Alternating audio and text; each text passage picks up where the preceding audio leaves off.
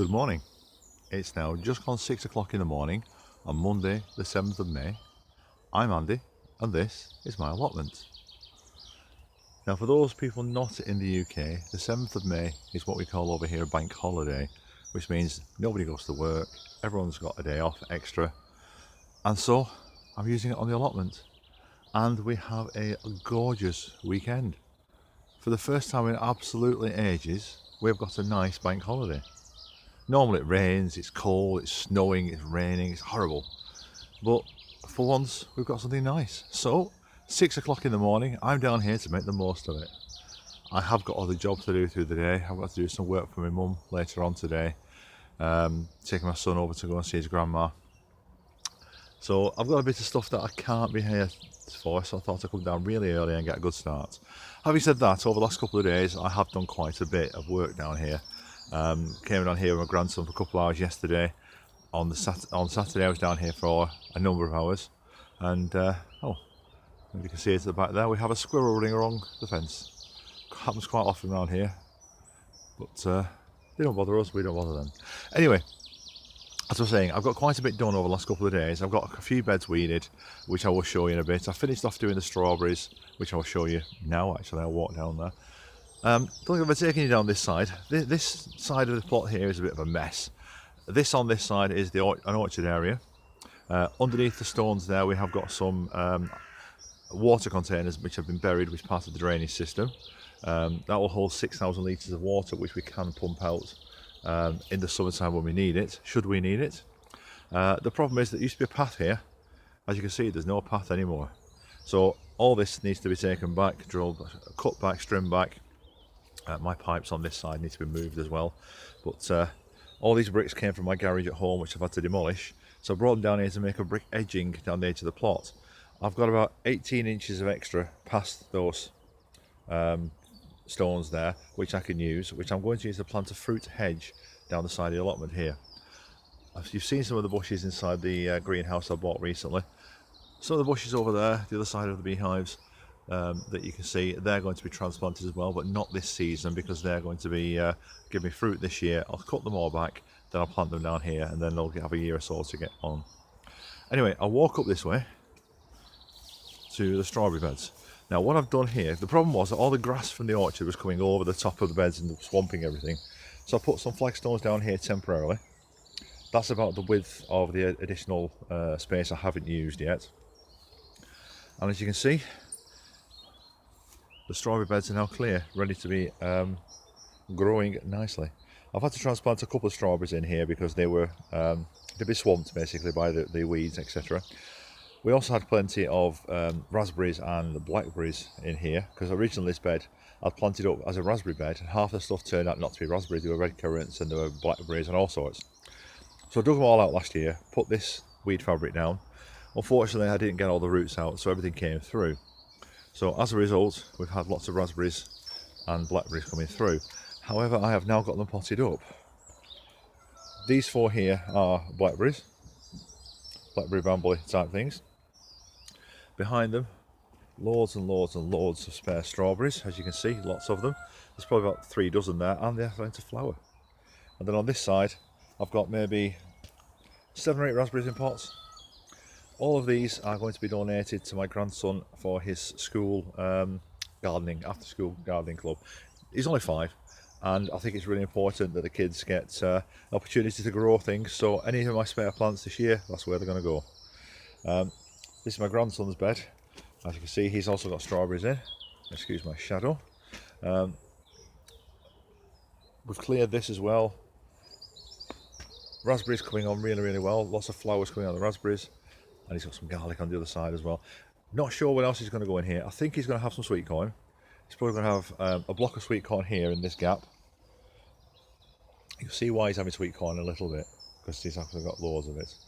Now one thing we did yesterday, this bed here between the decking and the pond was absolutely overgrown with weeds about as deep as the stuff behind it, as you can see, which I haven't got to yet.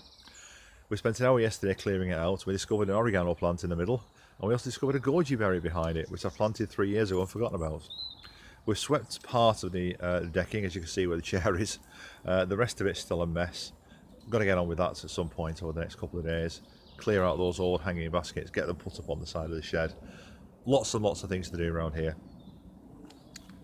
and not a lot of time to do it in. Okay, let's see. As you can see, the raspberries coming on nicely, lots and lots of flowers coming on them, and the same with the blackberries. I mean, look at all those flowers on the blackberries.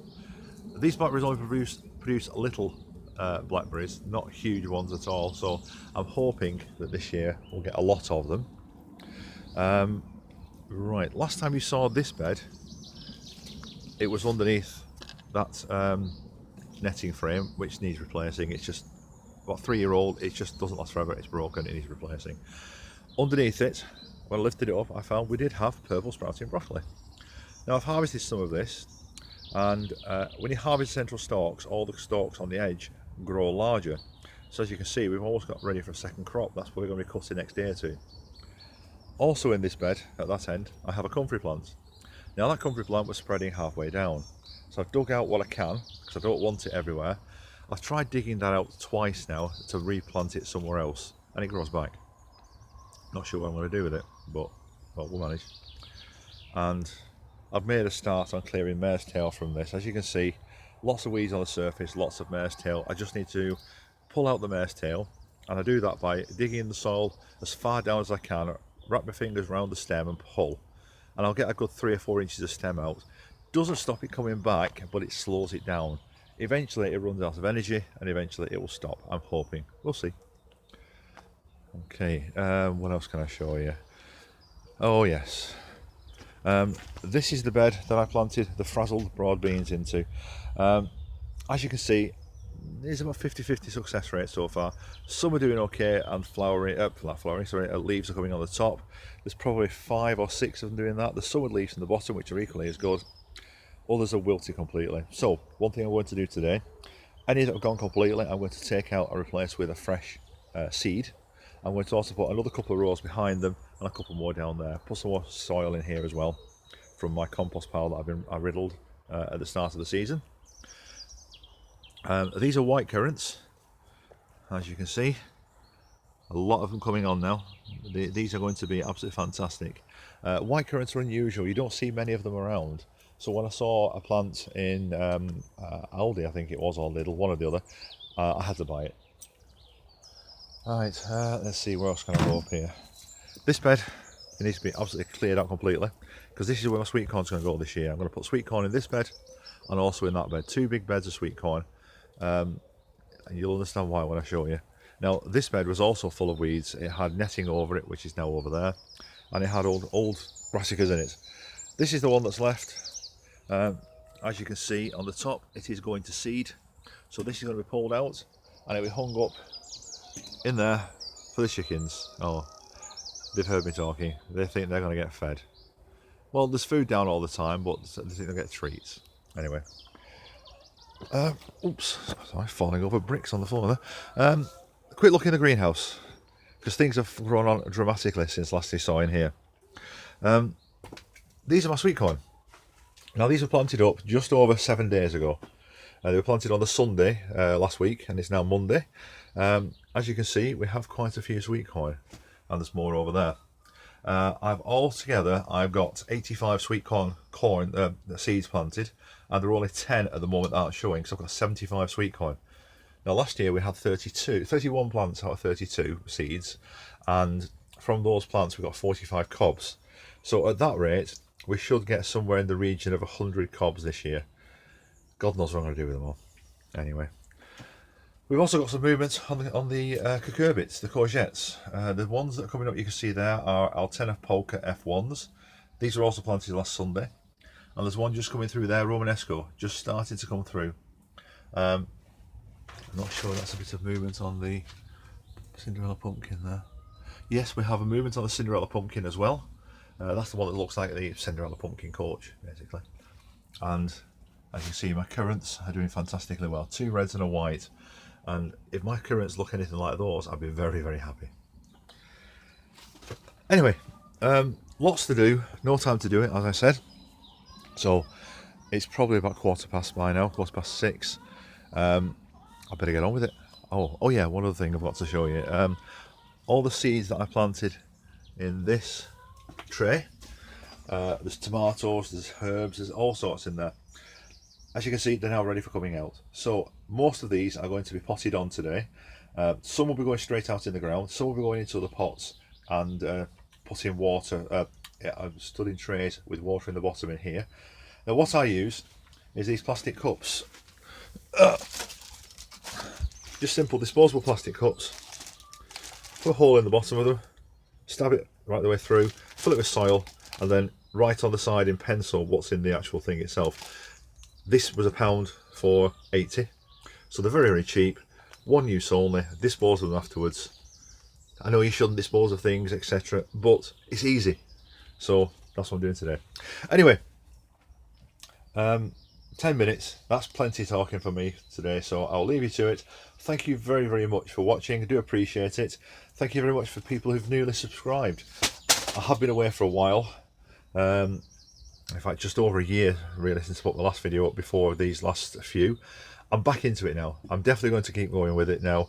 Really enjoying my gardening, really enjoying my allotment. And I hope you all stay with me and come on the journey. These videos are just an aide memoir for me to save me having to write it down, because I'm too lazy to write it. If I tried to write it, I wouldn't. I'd ignore it. And at least this way, you can look back on your video and see, what was it like last year at this time when you're getting a bit disheartened and you think, I'll never get this done. You look back, you see what it was like in March, April, May the previous year, and you think, you know what, I'm not so bad. I'm ahead of where I was last year. Last year was fantastic. And so you learn from your mistakes, and it's a lot easier to remember what went on when you can see it rather than just read about it. Anyway, as I said, enough prattling on. Thank you for watching. See you on the next video. Bye for now.